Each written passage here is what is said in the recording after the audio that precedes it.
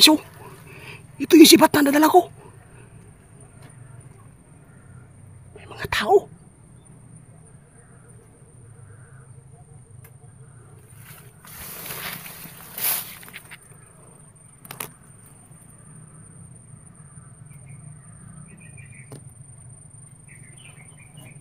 May mga tao guys. Tingnan natin guys, yung sibat na to. Dito lang pala. Subukan natin doon sa dulo guys. Baka nandun po yung katawan. Guys, magandang araw po sa lahat. Balikan po natin guys yung nasibat po natin nung pumunta tayo po dito kagabi. Nasibat po at tinamaan po yung mangkukulam dito. Kaya balikan po natin para maipakita ko sa inyo guys. Yung tao na yun, baka po namatay na po siya doon sa may damuhan kung saan po natin po tinamaan po ng sibat. Kaya samahan niyo po ang aking pag solo explore po dito sa areang ito para po ay matulungan po natin si Shoto. Kaya tara na guys, para maipakita ko sa inyo kung paano siya natusok. Kailangan natin mahanap yung tinamaan kagabi sa sibat guys. Dito na ako sa ilalim po ng mga damuhan. Dito ako dumaan sa ilalim para makita po niyo yung totoong pagkatusok niya. Sana po hindi po siya na-rescue ng kanyang kasama na may dalang flashlight.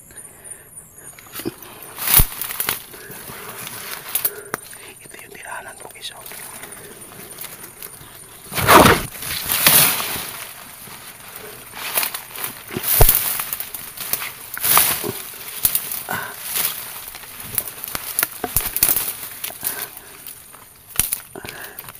Hirap talaga yung trabaho natin para lang mahanap yung mga demonyo.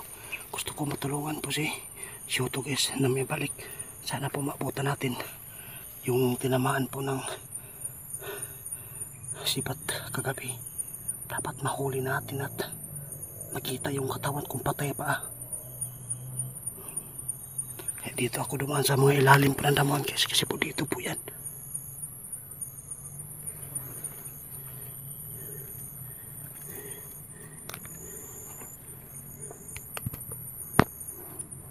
Kailangan natin magtiis, magpagod kung tunay tayong ghost hunter para po ipakita natin sa mga kaibigan po natin hindi na tumulong tayo.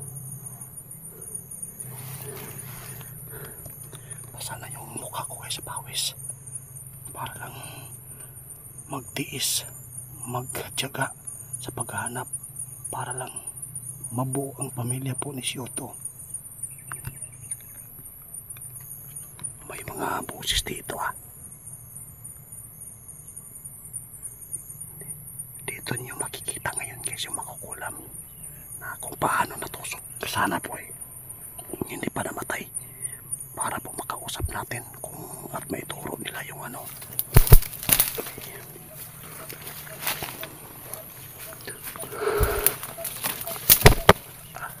nangyari ito. Tinamaan ang cellphone.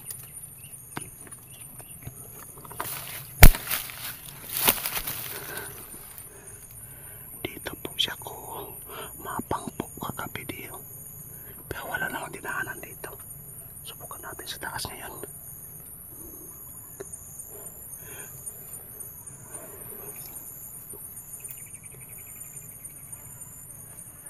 Ipagpatuloy ko yung paghanap. Sigurado ako guys na nasa dibdib po yung tama.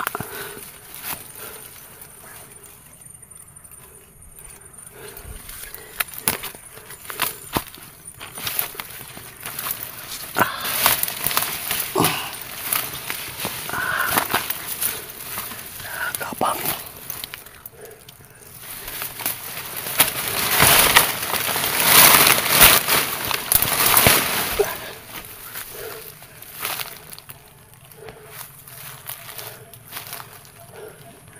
Dito po tayo tumayo nung tinamaan na natin yung nang bitawan natin yung sibat.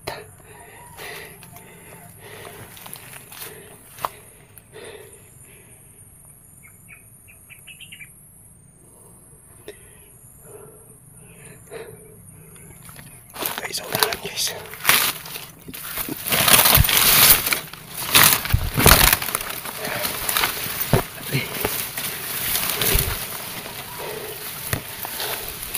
Hanapin natin yung sibat guys. Malaki yung sibat na dinala ko noon. Sobrang haba. Ala. May ano dito guys oh. May malinis na dito. Tara. Wala dyan.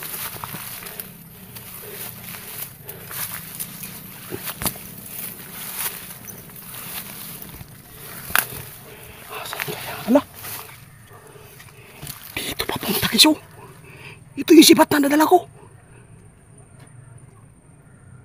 May mga tao.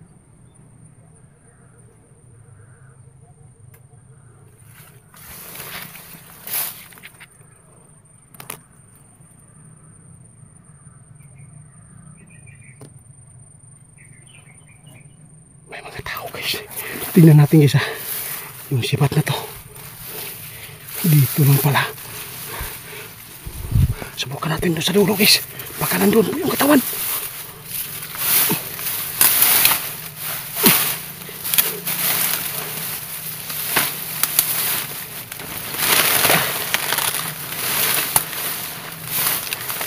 Wala guys. Pero may mga dugo guys oh. May dugo oh. Bago lang ito guys. May dugo yung dulo sa sibat. Di kaya dito siya na hulog papunta sa baba. Doon tayo rin.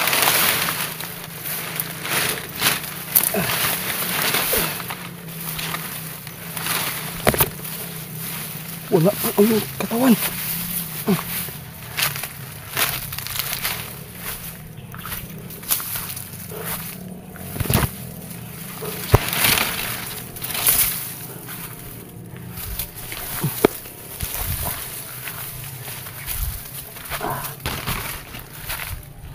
May mga motor sa baba guys ha.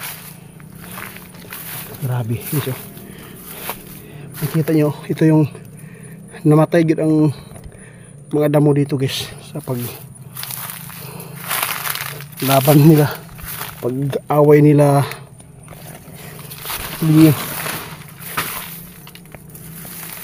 Hanapin natin dito yung ano katawan kasi dito po banda yung ano sibat.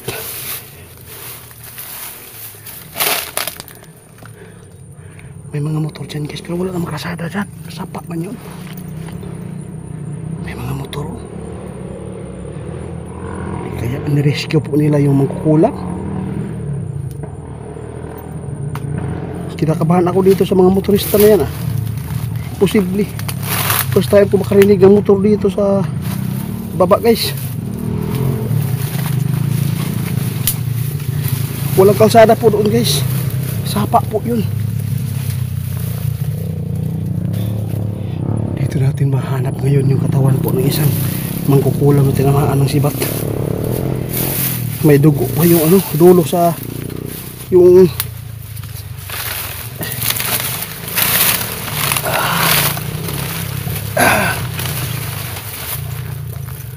malinis na dito.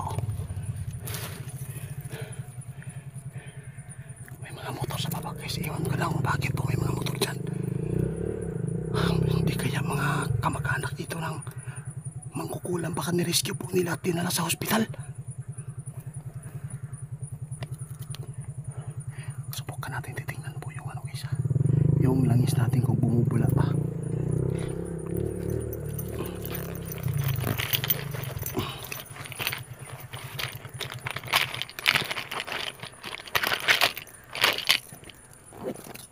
Wala lang langis. Dito pala oh. Patay na.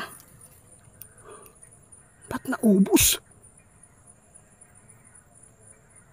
Imposible. Naubos yung laman guys oh. Nadurog-durog pa yung in-slice na sinukuhan at saka yung sinag-araw at iba pang mga sangkap dito guys. Pati yung isgira natin guys wala na. Bakit nadurog to? Parang na pati yung ano guys oh, pati yung slice na mga kahoy wala. Parang nabawasan. Ano ibig sabihin nito? Patay na. Wala na tayong laman guys. Sayang, Diyos ko po, ano nangyari? Bakit po nabuhos kaya ito? Wala namang basa oh. Aalis ako dito guys. Wala tayong langis, delikado tayo dito. Putik eh. Wala naman pong katawan dito na nakita natin. Dapat makalis ako dito. May parang hinihigop yung enerhiya po ng ating langis at pati yung kahoy. Ngayon lang po nangyari dito guys. Ngayon lang po nangyari sa eksplosyon na ito. Pati langis, walang laman na. Hindi naman yan hinigop namin. May malakas na kapangyarihan dito guys. Baka po ginamot siguro nila yung ano mangkukulam dito na tinamaan ng ano. Kasi may mga motor kanina, baka nirescue din nila. Tara guys, dapat makalis ako dito para makakuha ako ng langis.